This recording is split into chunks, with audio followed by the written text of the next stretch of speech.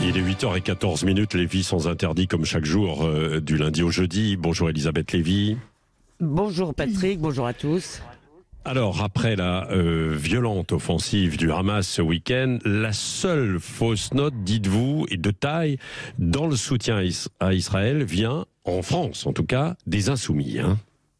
Oui, alors pas de tous les insoumis, mais LFI est en effet le seul parti de l'Assemblée nationale qui ne condamne pas l'agression du terroriste du Hamas et qui renvoie tout le monde dos à dos. Alors Mélenchon, on l'a cité, la violence ne produit et ne reproduit qu'elle-même, mais la palme de l'abjection revient à Louis Boyard. Trop longtemps que la France ferme les yeux sur la colonisation et les exactions en Palestine.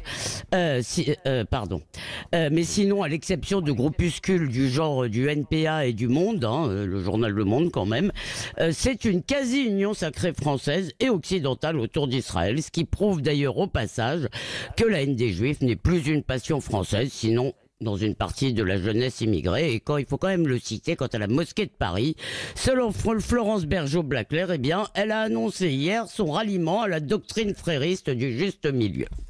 Voilà, alors bon, on en a déjà parlé, donc il y a une levée de boucliers contre la France insoumise.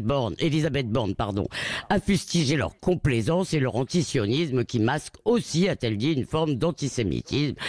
Mélenchon a répondu que la première ministre se servait de la guerre au Moyen-Orient pour faire la guerre à la France insoumise, donc vous l'avez compris, la victime c'est lui. Oui, alors on peut partager l'indignation d'Elisabeth Borne, quoi.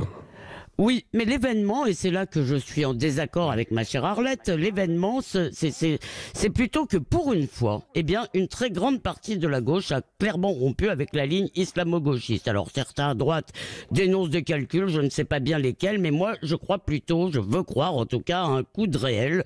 Beaucoup de gens qui étaient quand même intoxiqués par des slogans simples comme Israël c'est l'apartheid, les musulmans d'aujourd'hui sont les juifs d'hier, ont été saisis, donc tous ces gens ont été saisis par ces images révoltantes de civils terrifiés, de cadavres martyrisés, et ils se sont dit ça, ce n'est pas de la résistance. Alors ils n'avaient rien dit sur Médine, ils avaient botté en touche sur la Baïa, mais la gauche Médine, ce n'est pas la gauche Gaza.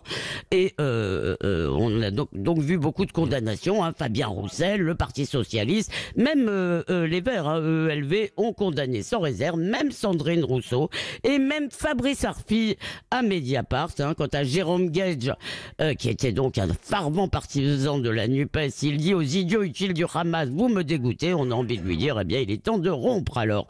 Et surtout, le Proche-Orient s'invite chez les insoumis où d'habitude la discipline règne. François Ruffin, j'allais dire Jean-Christophe, François Ruffin a donc tweeté qu'aucune cause ne justifiait cela, et Arlette les a oubliés, alors il faut leur rendre justice. Manon Aubry et d'autres élus, Jean-Michel, je suis pas sûr du prénom, Bex et Rodrigo Arenas ont nommément condamné le Hamas. Gérard Miller, il n'est pas élu, mais a parlé de crimes contre l'humanité. Et en deuxième ligne, on se bat à coups de retweets qui sont très regardés. Et Alexis Corbière, Clémentine Autain, ça c'est notable, sont plutôt sur la ligne Ruffin. Alors tous ont sans doute découvert qu'il vaut mieux perdre une élection que son âme. Et dans cette triste journée du 7 octobre, ils ont peut-être sauvé la gauche. Merci Elisabeth Lévy.